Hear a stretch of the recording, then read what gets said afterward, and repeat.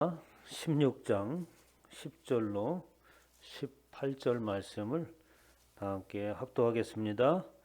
아하스 왕이 아수르 왕 디글랏 빌레셋을 만나러 다메섹에 갔다가 거기 있는 제단을 보고 아하스 왕이 그 제단의 모든 구조와 제도의 양식을 그려 제상 우리아에게 보냈더니 아하스 왕이 다메섹에서 돌아오기 전에 제상 우리아가 아하스 왕 다메섹에서 보낸 대로 모두 행하여 제사장 우리아가 제단을 만든지라. 왕이 다메섹에서 돌아와 제단을 보고 제단 앞에 나아가 그 위에 제사를 드리되 자기의 번제물과 소제물을 불사르고 또 전제물을 붓고 순제 짐승의 피를 제단에 뿌리고 또 여호와의 앞 곧 성전 앞에 있는 놋제단을 새 제단과 여호와의 성전 사이에서 옮겨다가 그 제단 북쪽에 그것을 두니라. 아하스 왕이 제사장 우리아에게 명령하여 이르되 아침 번제물과 저녁 소제물과 왕의 번제물과 그 소제물과 모든 국민의 번제물과 그 소제물과 전제물을 다 이 큰 제단 위에 불사르고 또 번제물의 피와 다른 제물의 피를 다 그 위에 부으라. 오직 놋제단은 내가 주께 여쭐 일에만 쓰게 하라 하매 제사장 우리아가 아하스 왕의 모든 명령대로 행하였더라. 아하스 왕이 물두멍 받침의 옆판을 떼어내고 물두멍을 그 자리에 옮기고 또 놋바다를 소 위에서 내려다가 돌판 위에 그것을 두며 또 안식일에 쓰기 위하여 성전에 건축한 낭실과 왕이 밖에서 들어가는 낭실을 아수르 왕을 두려워하여 여호와의 성전에서 옮겨 세웠더라. 아멘. 할렐루야. 시간에 하나님께서 저와 여러분에게 주시는 말씀은 열왕기하 16장 10절로 18절 말씀으로 하나님을 떠나자 몰려오는 두려움이란 제목으로 하나님의 말씀을 선포하도록 하겠습니다. 성경에서 하나님을 떠난 사람들은 그냥 떠난 것으로 그치는 것이 아니라 우상을 섬기게 되죠. 우상을 가까이 하고 또 온갖 잡다한 신들을 다 섬기는 것이 하나님을 떠난 왕들의 모습을 볼 수 있습니다. 그럼 하나님을 떠난 그들이 하나님의 말씀과 법도를 싫어하여 하나님을 떠났습니다. 그러나 그의 인생이 하나님을 떠나고 그리고 스스로 찾아보려고 했으나 사람의 앞길은 그 누구도 예측할 수 없죠. 그러므로 모든 사람들에게 하나님을 알지 못하는 사람들에게 동일하게 몰려오는 한 가지 마음이 있는데 그것은 뭐냐면 두려움이라고 하는 겁니다. 그래서 하나님을 떠난 사람들은 아주 극렬하게 우상을 섬깁니다. 오늘 여기에 나오는 16장 1절에 보면은 요담의 아들 아하스가 왕이 되었을 때 얘기를 하는 거예요. 이 요담의 아들 아하스가 왕이 되었을 때에 아주 다른 왕들이 하지 못했던 아주 그 우상을 섬기는 극렬하게 아주 잔인한 모습으로 우상을 섬기는 것을 볼 수 있습니다.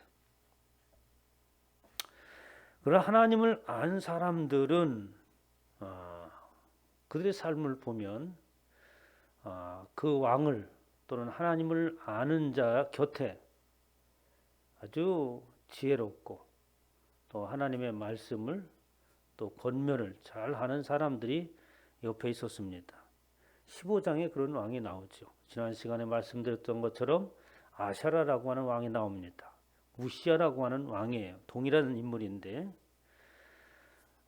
그 사람이 왕이 될 때 나이가 16세였습니다. 아주 어린 나이에 왕이 됐죠. 그런데 그 왕을 집권한 연수가 50년 동안 다스렸다라고 이렇게 했으니까 유다 왕으로서 그리고 50년 동안 통치했다고 하는 것은 아주 자랑스러운 일이죠. 그러면서 그를 소개할 때에 그의 어머니의 이름을 소개합니다. 그래서 여골리아라 그의 어머니의 이름은 여골리아라라고 이렇게 소개를 하고 있어요. 그럼 왜 어머니의 이름을 이렇게 소개를 하고 있을까? 바로 그가 하나님의 말씀에 듣고 순종하며 살아가는 배경에는 그의 어머니가 있었는데 여골리아라고 하는 이름이 여호와는 능하시다라는 뜻을 가지고 있습니다. 바로 신앙의 고백과 같은 이름을 가지고 있는 거죠. 그런 어머니 밑에서 자란 바로 우시야 왕은 시시때때로 그 여호와는 바로 능하시다라고 하는 신앙의 고백 속에 살았던 신앙의 경험들을 아마도 우시야 왕에게 이야기하지 않았을까 생각이 듭니다. 그래서 3절에 보면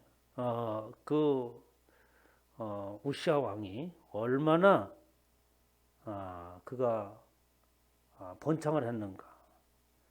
영토를 확정할 뿐만 아니라 또 그로 인해서 모든 열방들로 하여금 조공을 받고 막강한 군사력을, 그리고 전쟁에 나갈 때마다 승리하고 성읍을 견고하게 쌓는, 그러니까 50년 동안 통치를 함에 있어서 아주 유다 나라를 아주 견고하게 세운 왕이었습니다.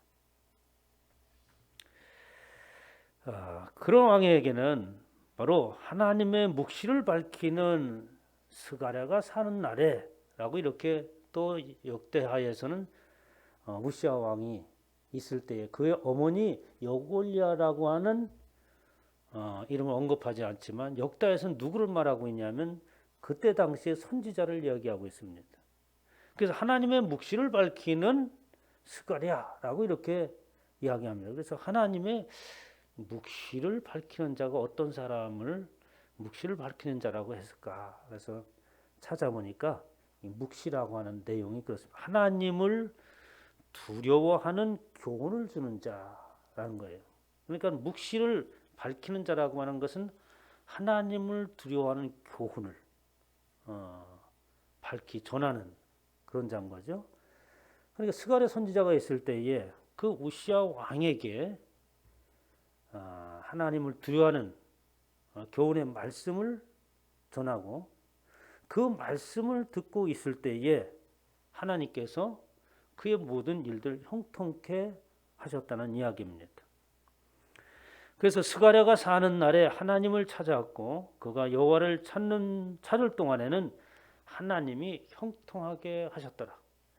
그래서 열왕기 상하나 그 모든 것을 보면 지금 이스라엘의 역사를 말하면서 그 안에 흐르는 핵심은 뭐냐면 하나님의 말씀을 두려워하고 여호와 하나님을 찾을 때는 그들의 삶이 형통하였고 하나님을 떠났을 때는 온갖 어려움이 그리고 외부의 침공이 있었던 것을 쭉 말씀하는 것입니다. 그런데 그렇게 흥왕했던 그 우시야 왕이 이제 나이가 들었나 보죠. 교만이 가득 찼습니다. 사람들이 왕이 치적이 많고 그리고 강력한 군사력을 보유하면 이제는 눈에 뵈는 게 없을 수 있습니다. 제사장을 무시를 하게 됐죠. 그래서 어떻게 하면 스스로 제단에 올라가서 분향을 하는 사건이 생기고 말이죠.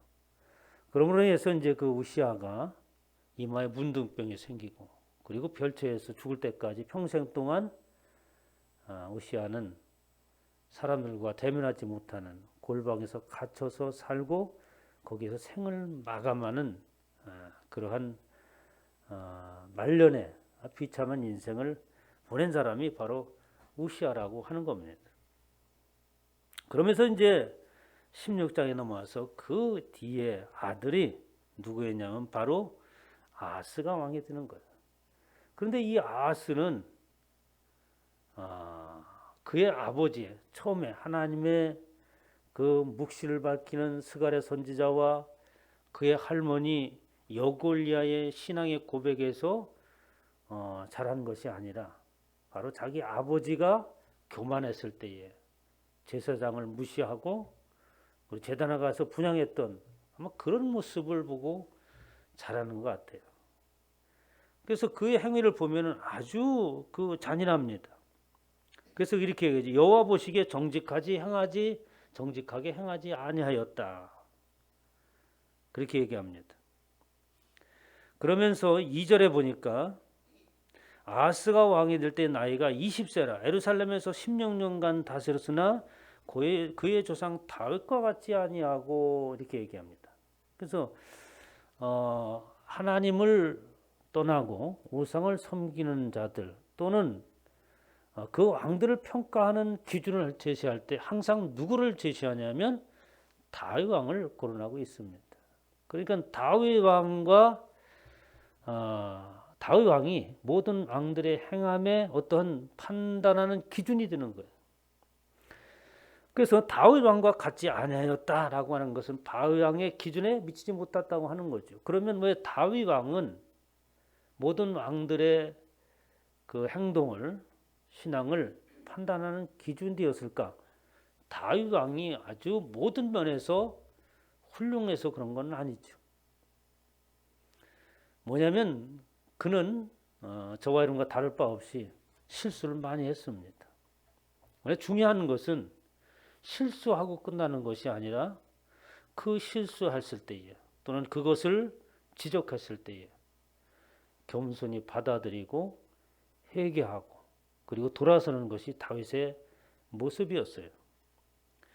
사무엘하 12장 13절에 보면 다윗이 나단에게 이르되 내가 여호와께 죄를 범하였노라 라고 나단 선지자가 우리아 아내 밧세바를 범했을 때에 선지자가 비유를 들어서 다윗 왕을 책망합니다. 그러자 다윗이 바로 엎드려서 죄를 회개하죠. 내가 여호와께 범죄하였노라 하매 나단이 다윗에게 말하되 여호와께서 당신의 죄를 사하셨으니 라고 말씀하십니다. 우리는 하나님을 얘기할 때 긍휼의 하나님이라고 얘기하잖아요. 긍휼의 하나님을 여러분 잊지 않기를 주님의 이름으로 축원합니다. 그것은 우리의 연약함이라고 하는 그것을 어떻게 전제하고 하는 이야기예요. 그렇다 해서 우리의 삶이 마음껏 살다가 어느 날 하나님 앞에 나왔을 때 회개하고 돌아서면 된다 이런 의미가 아니죠.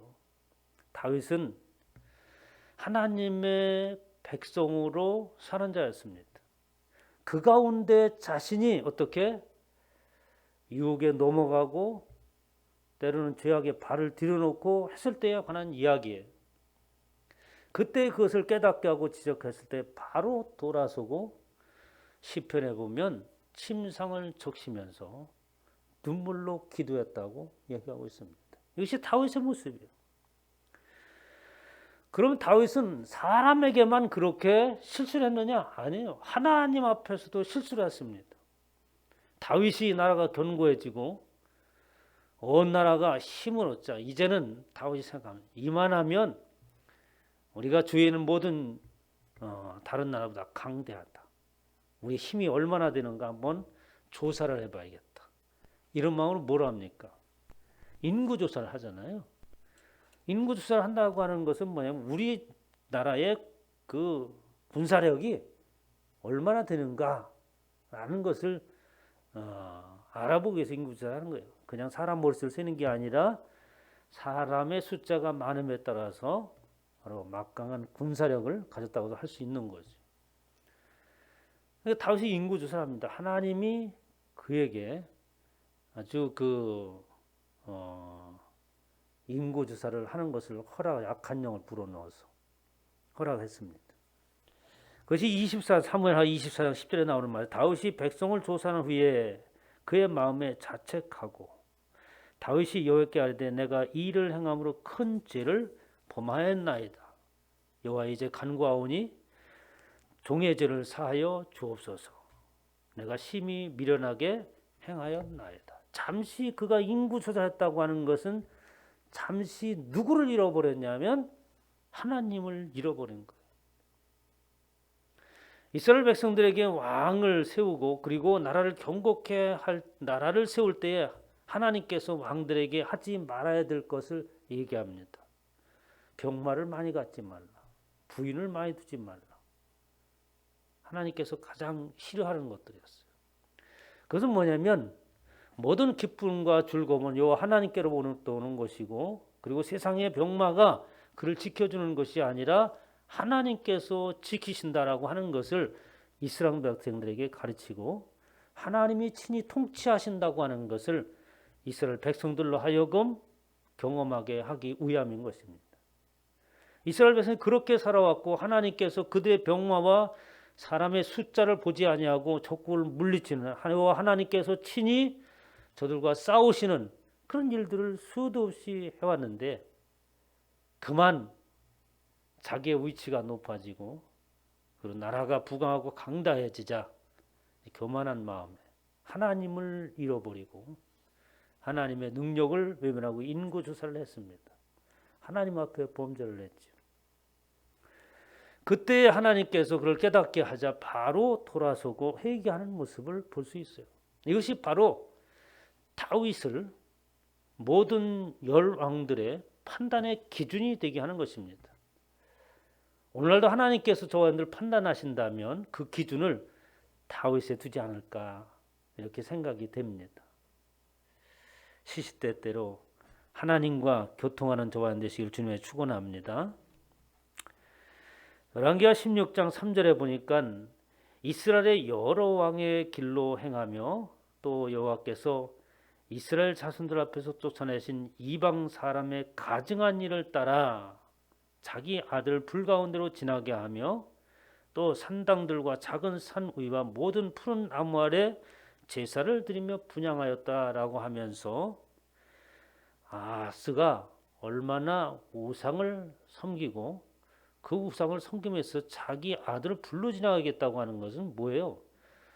자기 아들을 화목 번제로 드렸다고 하는 겁니다. 불로 태워서 제사를 드렸다고 하는 거죠. 그러면서 그 길을 걸어감에 있어서 이스라엘의 여러 왕의 길로 행하였다 얘기합니다. 그럼 이스라엘의 여러 왕의 길로 했다고 하는 것은 이스라엘이 처음에 출발할 때에 남쪽 유다 북이스라엘로 갈아졌을 때에 그 북이스라엘의 누구의 길로 시작된 여로보암의 악한 길을 하나님께서 지적하셨죠. 그렇게 북이스라엘은 여로보암의 그 악한 길을 계속해서 쫓아나가다가 그 뒤를 이어서 아합왕이 생기는데, 그 아합왕은 여로보암의 죄를 따라 행하는 것을 오히려 가볍게 여기며, 그리고 그때부터 이방의 각종 종교들이 이스라엘에 들어오기 시작합니다. 그래서 이방의 종교와 혼합된 종교가 생겨나게 된 거죠. 시돈 사람의 왕 옙바알의 딸 이세벨을 아내로 삼고 가서 바알을 섬겨 예배하고 사마리아에 건축한 바알의 신전 안에 바알을 위하여 제단을 쌓으며 아세상을 만들었으니 이는 이전에 이스라엘 모든 왕보다 심히 이스라엘 하나님 여호와를 노하시게 하였더라라고 하면서 이 아하스가 아주 이스라엘의 여러 왕들이 행했던 그 악한 길을 앞장서 나가는 그런 자였습니다. 그러면 이 아하스가 하나님을 떠나고 이러한 우상들을 섬기고 그리고 자기의 아들을 불에 태워가면서 제사를 드리는 그 행위는 어디에서 무슨 마음 때문에 그렇게 했을까요? 여호와 하나님을 떠나자 스스로 자유롭게 살며 자신이 주인이고 자신의 인생의 길을 마음대로 자기가 개척해 나갈 수 있다고 생각하는 자들이 신을 믿지 아니하고 자기 의지를 믿고 자기 능력을 믿고 살아가는 사람들 아니겠어요?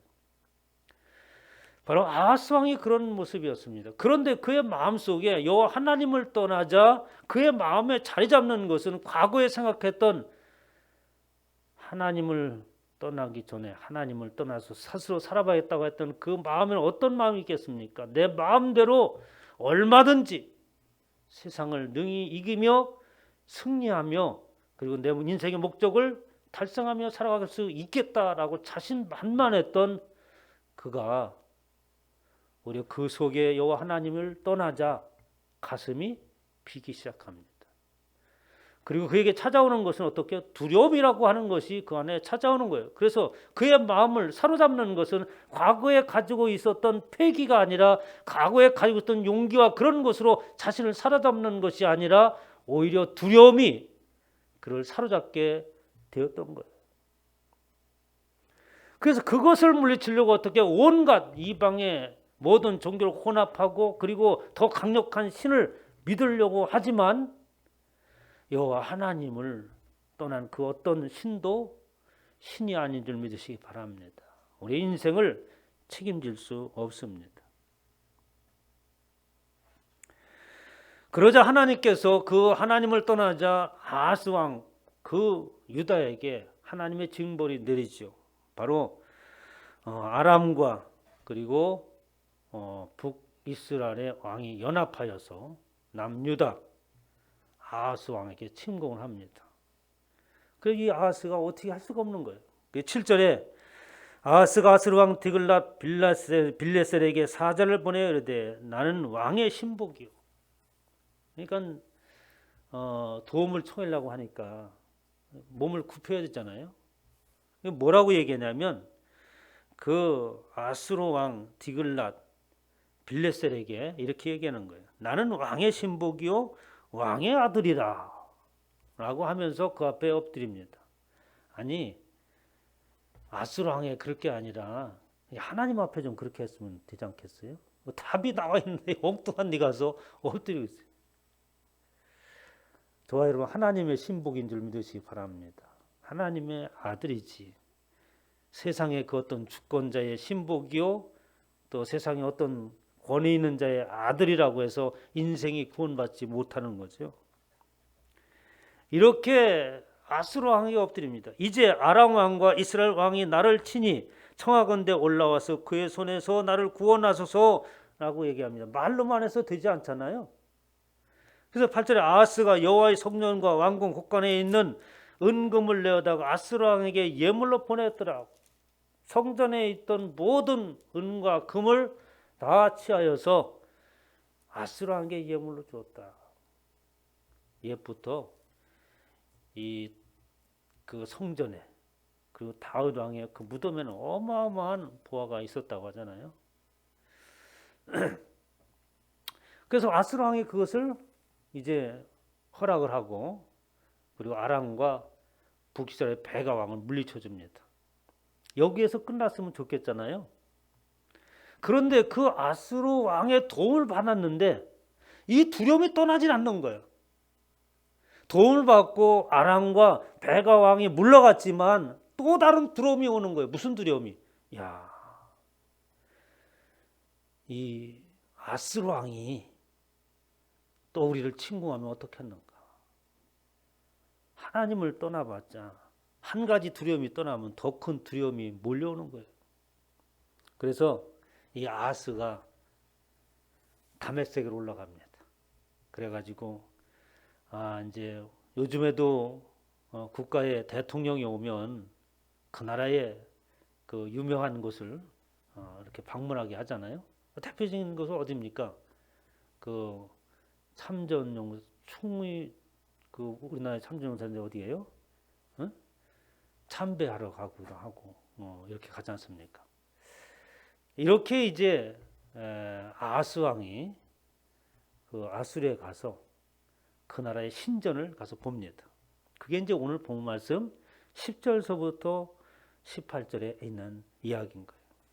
아하스 왕이 아스루 왕 디글랏 빌레셀을 만나러 다메섹에 갔다가 거기에 있는 제단을 보고 아하스 왕의 개 제단의 모든 구조와 제도의 양식을 그려 제사장 우리에게 보냈더니 이 아하스가 왜 아수르에 있는 다메섹에 있는 그 신전을 보고선 그대로 뭡니까? 그 구조를 그대로 그려가지고 도면을 그려서 유다의 우리아의 제사장이 보낸 거야. 이와 같이 똑같은 신전을 만들어라. 왜 그 신전을 똑같이 만들라고 했을까요? 아스루 당신과 우리는 같은 신을 섬기고 있고 같은 마음을 가지고 있고 우리는 다르지 않습니다. 라고 얘기하는 거예요. 지금. 그래서 이제 그 신전을 새로 짓게 되는 거예요. 그런데 여기 문제가 뭐냐면 그때의 유다의 제사장이 바로 우리아라고 하는 사람입니다. 밧사바의 남편 우리아가 아니라 다른 이름을 가진 우리아라는 거예요. 그런데 이 우리아가 성경을 쭉 읽어보면은 이렇다 저렇다 말이 없어요. 아하스 왕이 시키는 대로 그대로 하는 겁니다. 지금 뭐가 비교되어 있냐면 아하스의 아버지가 하나님의 그 묵시의 물을 밝히는 스가랴의 말을 청종했다라고 하는 그때의 스가랴와 비교되고 있는 거죠. 그러면 스가랴라고 하는 사람은 어떤 사람이냐? 바로 하나님의 묵시를 밝히 하는 자로서 하나님을 두려워하는 교훈을 주는 자였어요. 그러면 하나님을 두려워하는 교훈이라고 하는 것은 어떤 잘못한 일에 대해서 어떻게 정확하게 지적하는 거죠. 이렇게 행했으면 당신은 하나님의 진노를 받습니다. 어떠한 일이 있더라도 어떻게 권력 앞에 어떤 힘 앞에 굴하지 아니하고 하나님을 두려워하는 교훈의 말씀을 전할 수 있었던 바로 스가랴라고 하는 선지자가 있었다고 하는 거죠.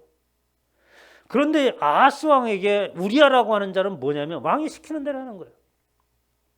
지금 옳지 않은 일을 행하고 있음에도 불구하고 아무런 이야기를 하지 않고 있습니다. 하나님을 두려워하는 묵시를 교훈을 주지 않는 거예요. 우리가 다메섹 아스로 왕이 행하는 그런 우상을 섬기고 그 제단과 똑같은 제단을 만들어서 분향을 한다면 하나님의 진노를 살 겁니다. 라고 스가랴자는 얘기했을 거 아니겠어요. 우리아는 한마디 얘기도 하지 않습니다. 그리고 제단을 쌓죠. 그러면서 18절에 보면은 재미있는 얘기가 나옵니다. 아니 그렇게 했으면 어떻게? 이 아스로 왕에 대한 두려움을 떨쳐내고 그리고 안심하고 살아갈 법도 한데 18절에 보면 또 안식일에 쓰기 위하여 성전에 건축한 낭실과 왕이 밖에서 들어가는 낭실을 아스랑을 두려워하여 여호와의 성전에 옮겨서 세웠더라라고 하면서 여전히 그 속에는 어떻게 합니까? 아스로 왕을 두려워하는 마음이 떠나지 않고 있는 거예요. 사랑하는 성도 여러분, 하나님을 떠나서 어디에서 피하고 어디에서 그 위험을 막아보려고 하지만 그 모든 것은 하나님의 손 안에 있는 줄 믿으시기 바랍니다.